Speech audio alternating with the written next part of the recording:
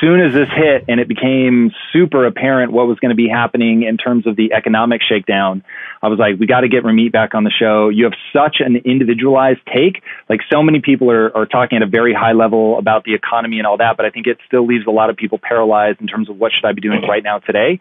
So how do you think about this? How does your normal advice compare to what you're advising people to do now in the midst of what's going on? I have definitely made some changes in my financial advice. One of the first things is that I'm now advising people to target a 1-year emergency fund, which sounds like a lot. We can talk about how do you calculate that and how do you actually do that if you lost your job, for example. But that's one change.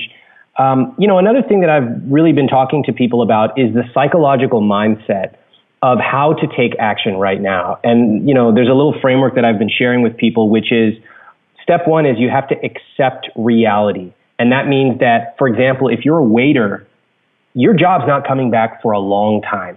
And we have to just accept that that is the case. That's really painful because culturally, most of us are optimistic. We want to go west. We think that everything's going to work out. All of our movies end with 2 people walking off in the sunset. But sometimes reality is a little tougher than that. The second thing that we have to do is make a plan. It's one thing to be worried and anxious about money. Fine, all of us are feeling that way. But after we accept reality, we have to decide, hey, what if things go great? How am I going to come out of this? But also, what if things go poorly? And then finally, we have to move. In normal times, we get paralyzed.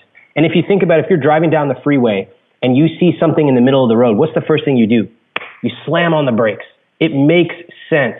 But in a time like this, in a crisis, that's actually the last thing that you want to do. You don't want to freeze. What do you mean when you say slam on the brakes in this? You're saying just don't stop thinking, don't stop processing, opening bills, moving forward, making a plan? Correct. Because you see what happens is most of us freeze. We don't know what's going to happen. We wait for the government to tell us. We wait for our boss to tell us. We wait for everyone around us to tell us what's going to happen, and we delegate our own authority. Now, hopefully they know, but I think reality has shown that they don't. And so better that we move instead of staying stagnant and paralyzed and waiting. And listen to this. It's even better if you move and you make a couple of mistakes as long as you are moving. But so many of us are paralyzed to do anything, and that is the last thing you want to do right now. How the hell do people who they're living a life where they're just sort of making ends meet. They're living paycheck to paycheck. I think the stat is most people, if they're hit with a surprise $500 bill, they can't pay it. So if they're in that zone now, especially, and I'd love you to answer this 2 ways. How do they do it if they have their job? And then how do they do it if they just lost their job? Okay, great. Let's start with people who lost their job. I want to talk to them first because it is urgent for them. And other people who still have their job or have savings, you have a little bit more leeway. So for both groups, the typical advice that you hear is to shrink and cut back on everything. But as I've always said, there's a limit to how much you can cut. There's no limit to how much you can earn. So there are really 3 ways that I talk about in terms of getting stable. And it's the CEO strategy. Cut costs. We all know the flavor, but I'll give you a specific example. I had somebody reach out to me and say, Ramit, my wedding isn't for like 7 or 8 months.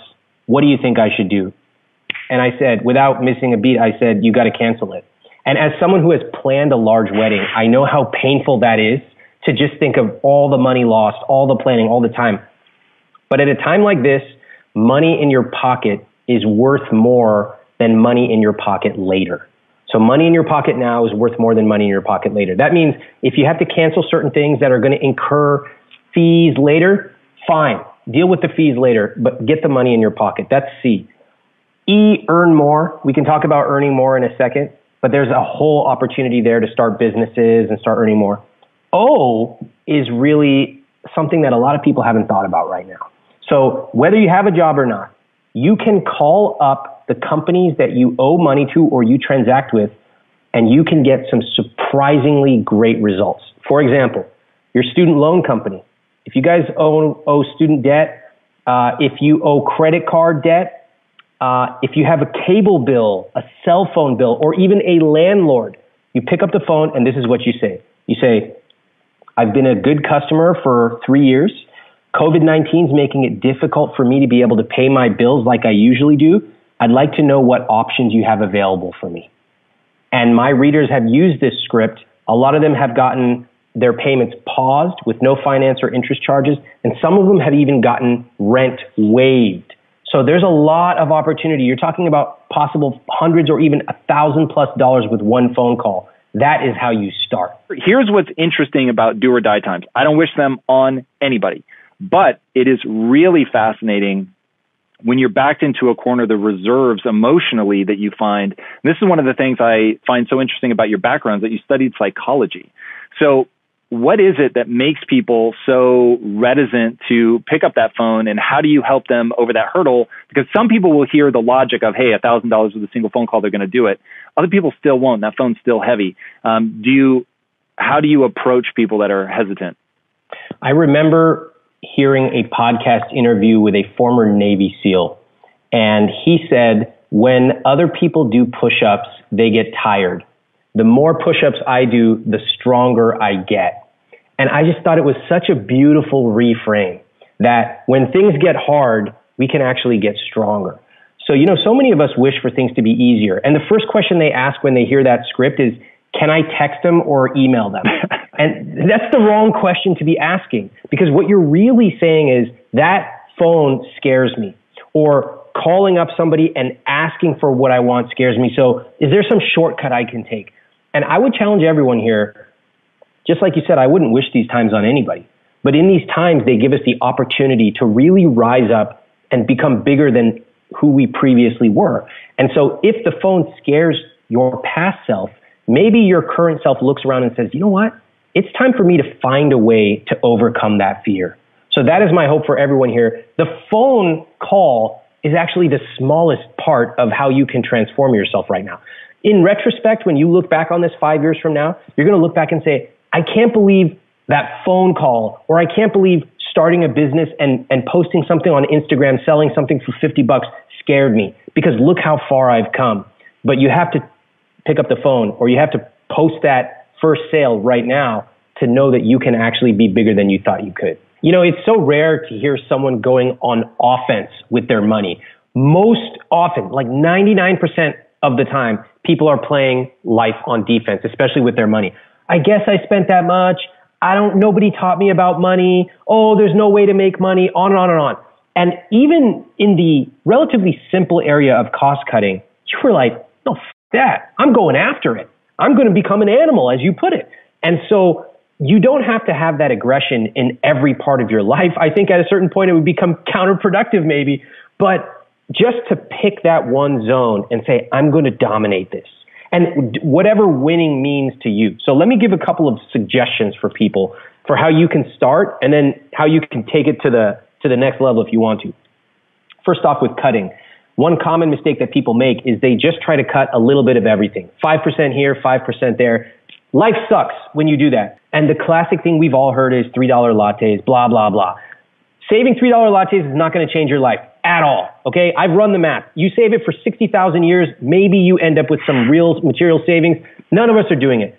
You would be better off picking your 2 to 3 biggest expenses and going after them, going really hard. Okay, you got a car payment? Let's look at that. Student loans. Have I called up my student loan company? Have I gone and typed in student loan debt payoff and calculated how I could shave 4 years off the payments? No, nobody has. They spend their life complaining, but they never read a single good book about personal finance for their entire life.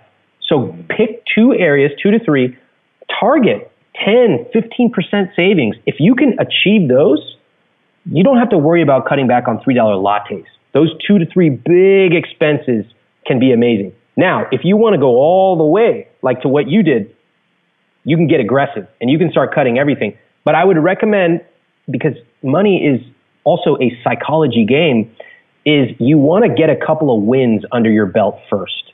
So even something as simple as getting your credit card fee waived, that's $35. It's not that much in the grand scheme, but you're going to be like, wait a second, pat myself on the back. I actually did this. And now you can start to get more aggressive. Anyone who has had a long career has had something bad happen to them.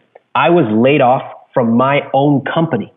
right? So everyone who has any experience, whether you're an employee or an entrepreneur, has had something bad happen to them. And I say that because I've had my own I Will Teach You to Be Rich readers who have come to me, and some of them, as recently as 4 weeks ago, they were big ballers. They had great jobs. They were doing very well. And suddenly they were laid off through no fault of their own. And now it is humiliating for them to have to go to the unemployment website. And my first response to them when they were DMing me was to say, these services are here for you.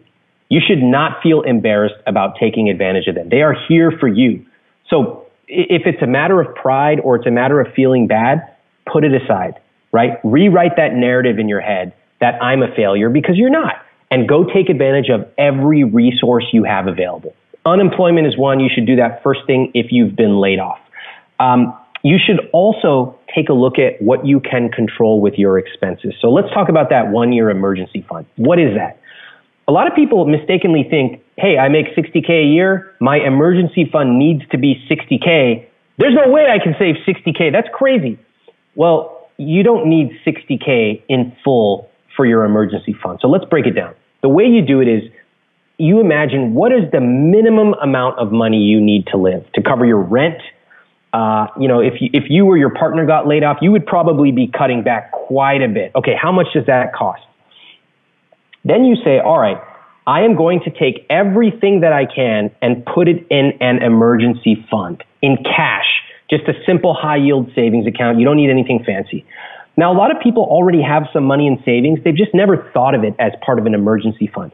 Other people have been following my book. They've been automatically investing. So for them, I tell them, put your investments on pause and redirect that money to your emergency fund. Now, it's probably going to take people a while to save 12 months, but guess what? That's okay. Even if you get 7 months of the way there, that's better than nothing. And once you have that money, you have security, you have safety, you have the ability to breathe and think about a perspective for your job or your business that you want to start. So that is what I would recommend. Take advantage of all the resources you've got. Redirect any money you can towards that emergency fund. And remember, it doesn't necessarily have to be your full salary. It's probably a fraction of that. We covered C, you can cut expenses. We covered O, you're going to optimize the way that you're spending. You're going to get in there. You're going to get reductions and things. Talk to me about earning. What can people do now? They've lost their job. It is panic mode. My first advice was, if you can, get a roommate, move in, back in with your parents, whatever, like all the pride shit that might be f***ing you up, literally let it all go. I lived in my mid-20s, I lived with my mother-in-law. So it's like, it just is what it is. And I had zero embarrassment over that. Let's walk people through like what that would look like. It's funny, for the first thing that happened when coronavirus hit was people started emailing and DMing me and saying, I'll tell you about a real woman who DM'd me, and she said, Ramit, I've been following you for 3 years. She said, I'm a nurse, and I was playing around with the idea of starting a business, but seeing everything that's going on, all this follow your passion, build logos, it all seems so ridiculous. It seems so foolish. And I said to her, thanks for being in the healthcare field. I appreciate that. But if somebody needs a logo right now, that's not foolish at all. So we have to remember that even when the economy has crashed, people are still willing to pay for the things that they want and the things that they need. And this has been true for thousands of years. People have paid to adorn themselves with clothes. They've paid for food. They've paid for entertainment. So right now, what you see is really two different groups of people. You see the people whose first reaction is to say why everything won't work. Oh, nobody will pay for anything. There's no money around. And then you see the entrepreneurs who say, wait a minute, it's going to be harder. Certain industries are not going to make any money right now. Fine, let me accept reality. But, wow, there's a lot of kids around sitting at home and their parents will pay anything so that they are learning something and leaving them alone so they can work. Wow, what are you doing on Friday night? Nothing, like every other Friday night. I will pay for something that my husband and I, or my wife and I, or my girlfriend, boyfriend and I can do just for $20, just to let us enjoy life for that 2 hours on a Friday night. So there are massive opportunities. I will tell you that we have seen our business continue to grow during this time. And I have lots of examples of my own readers and students who have grown their businesses during this time too. If you want more advice, wisdom, guidance from other successful entrepreneurs on how you can navigate the coronavirus situation, check out the video right there next to me. I hope you find it valuable. Continue to believe, and I'll see you there. I've made a conscious effort to make sure I'm more productive.